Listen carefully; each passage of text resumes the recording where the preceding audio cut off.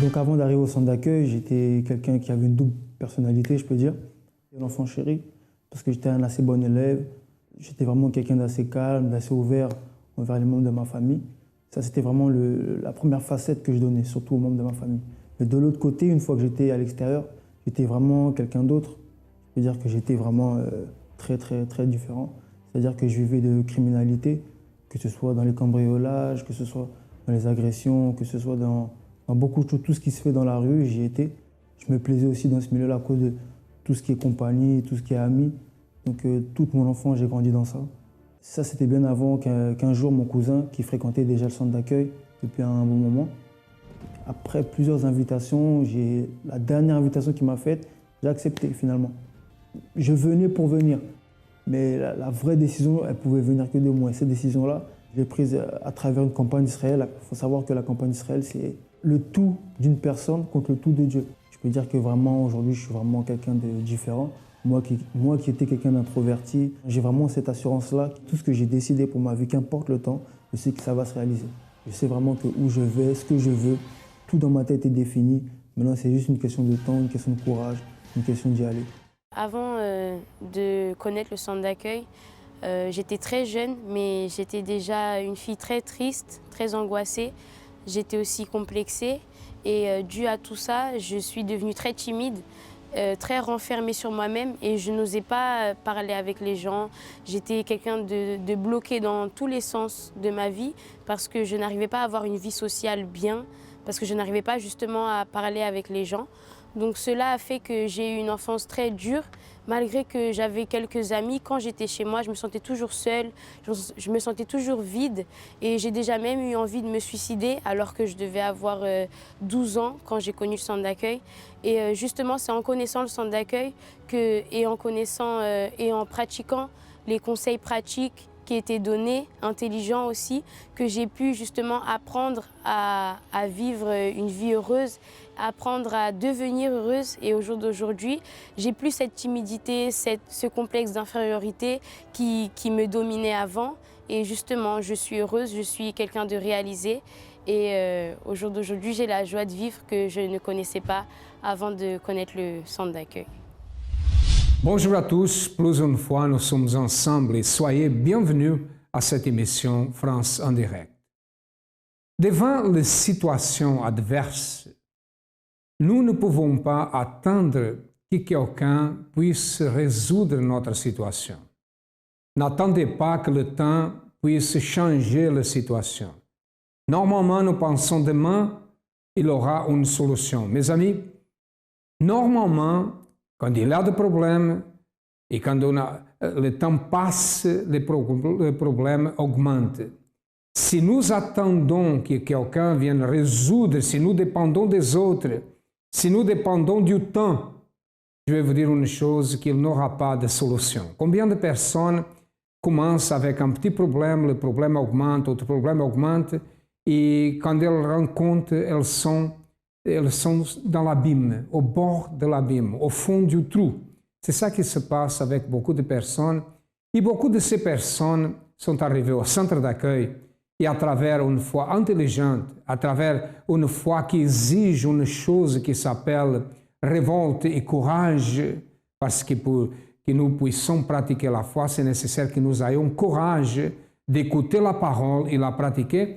Beaucoup de personnes arrivent dans cette situation. Et sa vie a changé à travers la pratique de la foi. Aujourd'hui, nous allons écouter l'histoire de Salia. Alors ma vie avant d'arriver au centre d'accueil, c'était vraiment une vie où j'étais remplie de vide. Donc j'avais pas de direction, je savais pas où j'allais. J'étais complexée, j'étais timide, j'étais viciée. Et j'avais vraiment de la haine à l'intérieur de moi aussi par rapport à certaines situations qui sont arrivées avec mes parents. Non, en fait, j'ai pas vécu du tout avec mes parents. Donc, j'ai vécu la séparation de mes parents depuis très petite. Et même, j'ai pas vraiment eu de relation avec ma mère. Parce que j'ai pas été vraiment élevée avec ma mère. J'ai vécu de maison en maison. Mes parents se sont séparés, n'ont jamais vécu ensemble. Mais leur séparation, je l'ai vécue comme ça. C'était un jour comme ça. J'ai su que voilà, que mes parents n'allaient plus jamais se remettre ensemble et que jamais j'aurais eu vraiment ce rêve qui pourrait se réaliser de vivre avec mon père et ma mère. De vivre de famille en famille, ça m'a empêchée en fait de trouver ma place. Je ne savais pas où j'étais, je ne savais pas quelle place je devais avoir.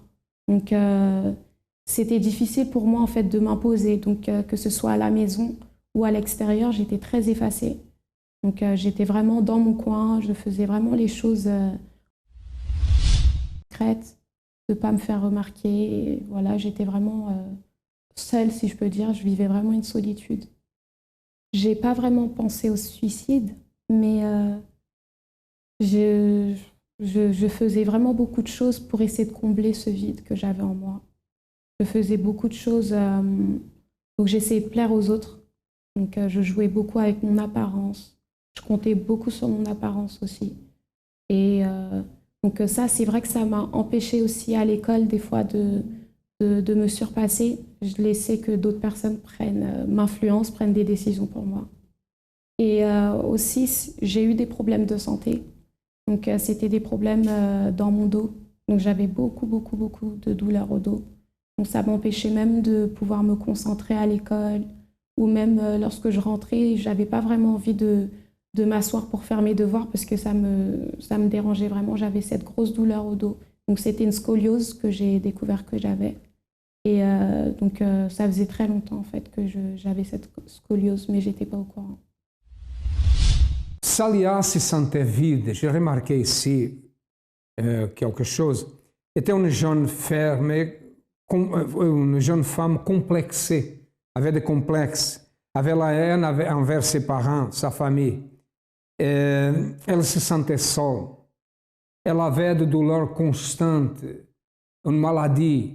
Ou soit sa vie devenait pire mois après mois, mais un jour elle a trouvé le centre d'accueil. Elle a été invitée au centre d'accueil et nous allons regarder, nous allons écouter ce qui s'est passé. Alors lorsque je suis arrivée au centre d'accueil, j'ai vraiment décidé de mettre fin à toute la souffrance que j'avais. Donc j'ai fait tout ça à travers la campagne d'Israël, enfin des campagnes d'Israël, à travers des jeunes, le jeûne de Jésus, le jeûne de Daniel. Et j'ai fait ça vraiment dans le but d'être libre de tout ce vide que j'avais en moi, libre des vices, libre de la maladie aussi. Et donc ça a vraiment porté du fruit. Alors justement, en ayant entendu les témoignages de plusieurs autres jeunes, parce que je suis revenue à travers la Force Jeune France, en entendant leurs témoignages, ça me poussait toujours en fait à essayer. Au départ, j'essayais, donc je faisais la campagne en essayant. Mais au moment où je me suis vraiment lancée à 100%, j'ai vraiment commencé à avoir du changement. Et donc vraiment, c'est à travers les témoignages des autres personnes que je me suis lancée. Oui, j'avais vraiment cette révolte en fait. Je voulais vraiment changer de vie. Donc c'est vrai que dans le passé, je pensais que j'avais pas la capacité. Donc je pensais que oui, non, je suis trop faible. Mais j'ai vraiment dit stop et je me suis lancée à 100%. Alors les résultats des campagnes d'Israël, j'ai vu vraiment mon intérieur changer. Aussi par rapport à mes projets, j'avais pas de projet, j'avais pas de vision. Aujourd'hui, je sais ce que je veux, je sais aussi pourquoi est-ce que je veux faire telle ou telle chose. Donc maintenant, dans ma tête, les choses ne sont plus floues. J'ai vraiment une vision maintenant, j'ai la vision pour ma vie. Et j'ai été guérie aussi, j'ai plus de problèmes de dos. Je suis délivrée aussi des vices et de la timidité, de l'anxiété, de l'angoisse, de tout ce que j'avais et qui m'empêchait d'avancer. Non, j'ai plus de haine contre mes parents, plus de haine contre les personnes avec qui j'ai pu vivre ou peu importe. Non, maintenant je suis libre de tout ça. En fait, ma famille a connu aussi le centre d'accueil. Donc c'est vrai qu'on est beaucoup de ma famille à venir au centre d'accueil et on a été très bénis. Pour moi, le centre d'accueil, c'est un nouveau départ, une nouvelle vie. C'est comme si c'était une nouvelle personne qui était en train de renaître. Donc à travers tout ce qu'on peut apprendre au centre d'accueil, on a vraiment l'opportunité de recommencer à zéro et d'être une nouvelle personne. À travers la pratique de la foi au centre d'accueil, qu'est-ce qui s'est passé? Guérie complètement. Son caractère a changé. Elle n'a plus de problème avec la famille. La famille est unie aujourd'hui. Elle est une nouvelle personne. Et pour elle, le centre d'accueil, c'est la bonne voie. La voie qui a changé sa vie. Il peut changer votre vie aussi. Peut-être vous dites, ah, mais pour moi, il n'y a pas de solution. Le problème, c'était grand. Mes amis, il n'y a pas de grands problèmes. Il y a des problèmes. Si nous regardons les problèmes avec notre capacité, les problèmes sont grands. Ils vont grandir si nous diminuons. Au centre d'accueil, nous apprenons à être plus grands que les problèmes. Si les problèmes augmentent, nous augmentons notre foi et notre décision, notre détermination. Et la situation change. C'est ça qui s'est passé dans la vie de Salia. Il peut se passer dans votre vie aussi. Nous allons maintenant écouter la parole du jour à travers l'évêque Júlio Freitas, le responsable du travail du centre d'accueil dans toute l'Europe. Et nous allons écouter aussi d'autres témoignages et après nous retournerons.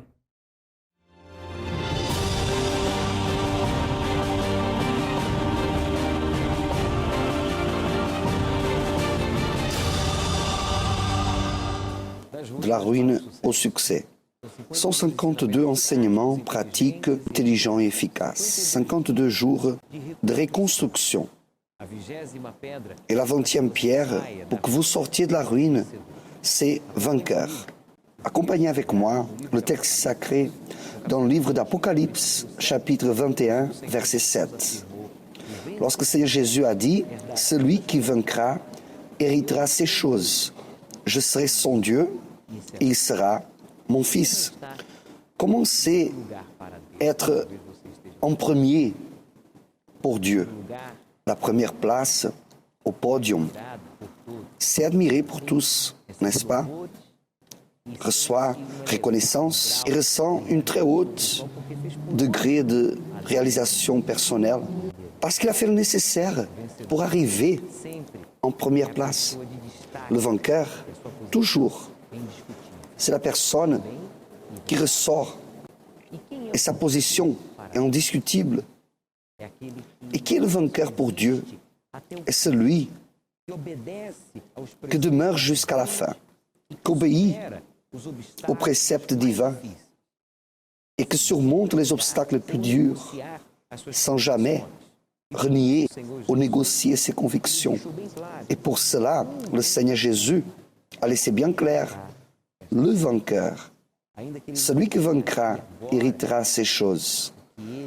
Même s'il n'a pas ici et maintenant ce qu'il désire et a besoin, ou ce qu'il projette, mais parce qu'il a cet esprit de vainqueur, il toujours regarde vers la récompense, la plus grande des récompenses, la plus grande de toutes les conquêtes, la plus grande de toutes les réalisations, surpasse la réalisation physique d'un corps en bonne santé, d'une bonne vie sentimentale, d'une vie conjugale réalisée, surpasse la réalisation familiale, de voir la famille unie, sauvée, surpasse la réalisation professionnelle, le succès économique, universitaire, la renommée, les biens. Ce succès ou ce surmontement, cette récompense d'être fils de Dieu, comme Jésus a dit, c'est la plus grande de toutes. Il a dit, il héritera ces choses. Je serai son Dieu et il sera mon fils. Il a dit ces choses. Il n'aurait pas dû dire, il héritera ceci, il sera mon fils, parce que je serai son père.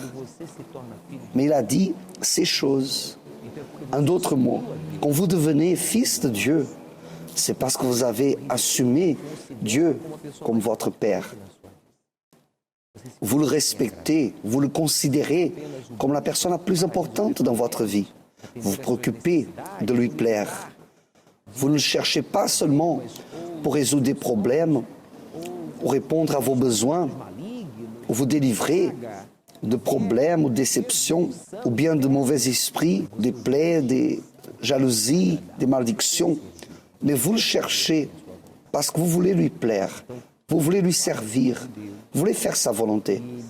Alors, vous faites de lui votre Dieu Il fait de vous fils. Ceci est être à la première place.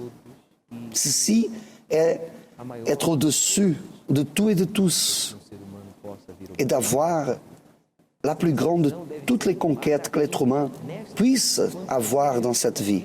Cette décision doit être prise ici, dans cette vie. Tant que nous sommes vivants, nous pouvons décider d'avoir Dieu, pour qu'il nous fasse ses fils. Je serai son Dieu, il sera mon fils. Toutes ces choses, tout ce que Dieu a promis fera partie de votre vie. N'est-ce pas merveilleux, cette proposition? Il veut répondre à vos besoins, il veut que vos objectifs soient atteints et vos rêves soient réalisés. Vos besoins à court terme, à moyen terme ou à long terme. Il peut répondre à tous ces besoins.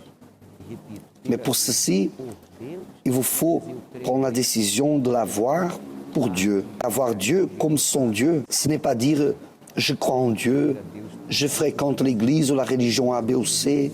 C'est lui servir, c'est lui obéir, c'est avoir plaisir de lui plaire. C'est ceci que ferait de vous le premier devant Dieu. Alors vous savez quelle est votre position.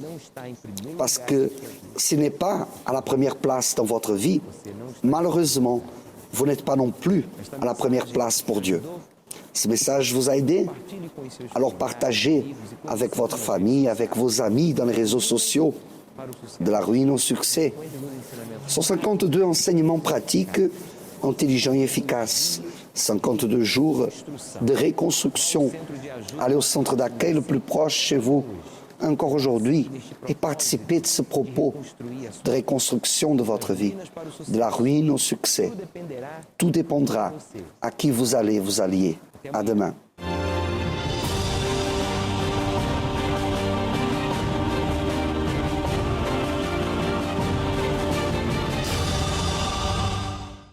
Avant d'arriver au centre d'accueil, ma vie était complètement détruite. J'étais quelqu'un de triste, angoissé, suicidaire. J'étais malade. J'avais une maladie de peau qu'aucun médecin n'arrivait à soigner.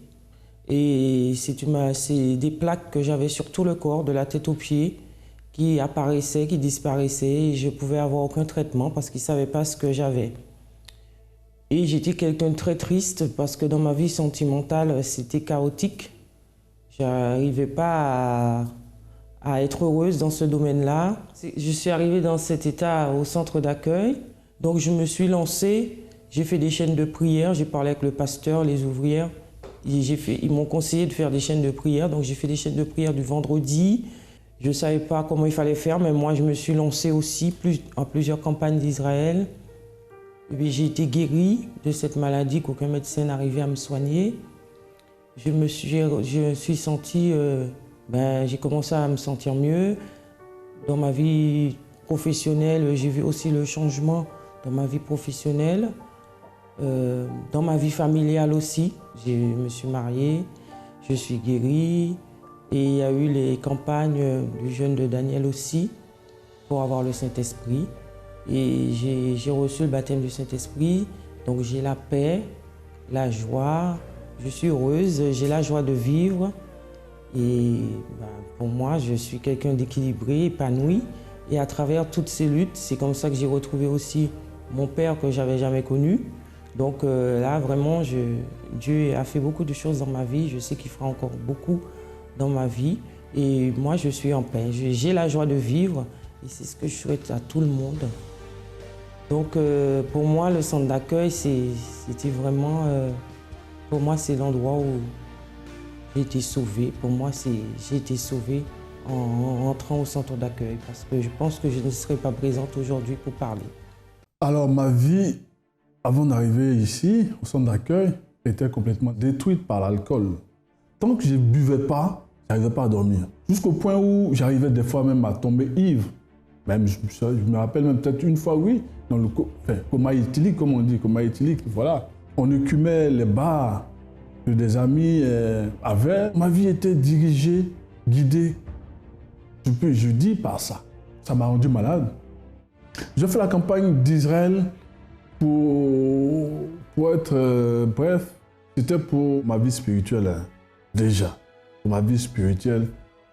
Parce que j'avoue que j'étais aussi dans d'autres... Avant de venir là, j'étais aussi dans d'autres églises. Hein. Vous voyez, dans d'autres églises où, bon, voilà, comme ça, comme ça, comme ça. Je dis non, je ne peux pas continuer comme ça, à danser, à vivoter. Je veux bâtir ma vie sur le roc, sur le rocher que tu es. Mais c'est vrai, ma vie spirituelle, mais également ma vie financière et professionnelle. Ma vie actuellement, ma vie, ce que je suis libre et j'ai la paix. J'ai la paix, j'ai les moyens, les conditions d'aller vers les autres. J'ai cette, comment on appelle, cette assurance d'aller vers les autres. Parce qu'avant, j'étais très enfermé. Le cadeau, le merveilleux cadeau que Dieu m'a fait, c'est ça, c'est la paix intérieure en moi. Parce que je ne connaissais pas mon identité. L'alcool, la cigarette, la vie mondaine, ça c'est du passé. Et ensuite, ma vie professionnelle, financière, bénie. Le centre d'accueil, je peux dire que c'est une école, un endroit où on agit la foi. Je suis heureux parce que j'ai la paix et libre. Beaucoup de personnes qui sont délivrées à travers une foi de révolte, une foi courageuse, une foi intelligente. Vous savez qu'au centre d'accueil, beaucoup de personnes qui rendent témoignage, presque tous les gens parlent de la campagne d'Israël. La campagne d'Israël a changé. Nous pratiquons ça une fois, 2 fois par an. Et à travers la campagne, beaucoup de personnes ont été guéries, ont prospéré, ont réalisé ses rêves, ont réalisé ses projets. Et c'est le cas d'Adriana. Écoutez. Tout d'abord, ma vie avant d'arriver ici au centre d'accueil, c'était une vie de stress, de dépression, de nervosisme et aussi la famille est détruite. Parce que nerveuse parce qu'il y a rien qui ça va dans la famille et aussi c'est une malédiction spirituelle que je ne savais pas qui vient de ma famille pour que je suis toujours nerveuse. Je ne tombe pas avec ma famille, mon mari surtout. Même avec les gens aussi, dans mon entourage aussi, c'était difficile. Au début, on était bien, mais force d'avoir un comportement agressif, lui, il n'arrive pas à avoir confiance en moi. Il a essayé de trouver les meilleurs coins, et moi, avec mon air, je ne comprenais pas. C'est là que j'ai vu que j'étais perdue, je risque de perdre ma famille. J'ai dit à ma soeur, parce que comme ma soeur était séparée avec son mari, et même les gens ils menaçaient que ma soeur est séparée, c'était à ma place, mais mon tour ça va arriver. C'est une menace de séparation, d'avoir une vie détruite, quoi. De terminer avec ma vie moi-même. Parce que les gens ils ne supportaient pas me voir aussi heureux avec ma famille, dans mon foyer. C'est là que ça a commencé la jalousie et commence à jeter des mauvais sorts chez moi pour qu'il y ait une maladie et un nervosisme, tout quoi, pour que ma vie se détruise. Ça a découvert une faiblesse, ça a déclenché une faiblesse. C'est là que j'ai eu ma fille. La même personne, elle a jeté les mauvais sorts dans la vie. Elle m'a donné pour ma fille. Ma fille, pendant 3 ans, elle ne mangeait pas. Il y a que du thé qui passait. Le reste ne passait pas. Donc, la solution qu'on a trouvée, on cherchait des églises qui font les prières. On a été dans une église, c'était fermé à cause des travaux. Là, ma soeur, elle avait les revues. Elle m'a montré. Moi, j'ai pris l'adresse. Nous, on est venus ici. J'ai dit, ma soeur, il faut essayer au moins 1 semaine minimum. Après, on verra la suite. On commençait à faire les chaînes de prière. J'ai lu aussi les revues, j'ai vu les témoignages, tout ça. J'ai dit, il faut que ma vie change. À l'époque, je n'avais même pas de titre de séjour. Je faisais une campagne pour ma bénédiction. Et ensuite, pour ma délivrance. J'ai participé à la campagne d'Israël. Mon première campagne d'Israël, je me souviens comme aujourd'hui parce que c'était tellement extraordinaire que je n'arrive pas à oublier.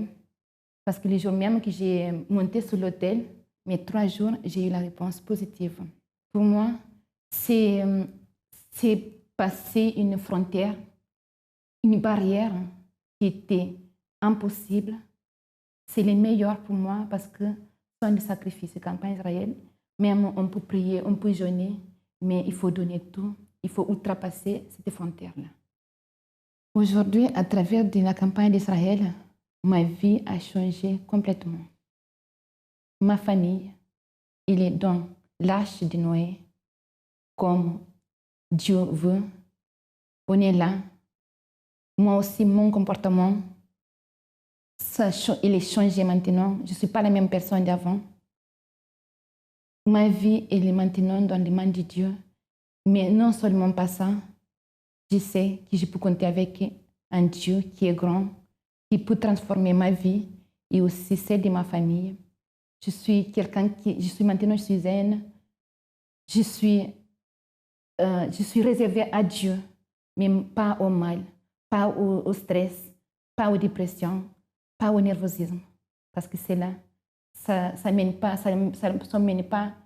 une vie, ça représente pas une vie de l'enfant de Dieu, celle que Dieu voulait, quoi. Et maintenant, c'est à vous. Les portes du centre d'accueil sont ouvertes du matin au soir, 24 heures sur 24.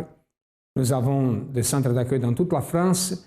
Les adresses passent et ont passé dans votre ordinateur. Vous avez aussi un numéro de téléphone pour les informations, pour le renseignement. Vous avez aussi une adresse email. Écrivez pour nous, appelez-nous, cherchez le centre d'accueil le plus proche et votre vie changera. Ici, à Paris, dans le 10e arrondissement, nous sommes situés au 254 de la rue du Faubourg Saint-Martin. Et comme je dis, les portes sont ouvertes. C'est à vous de prendre une décision. À demain et que Dieu vous bénisse à tous abondamment.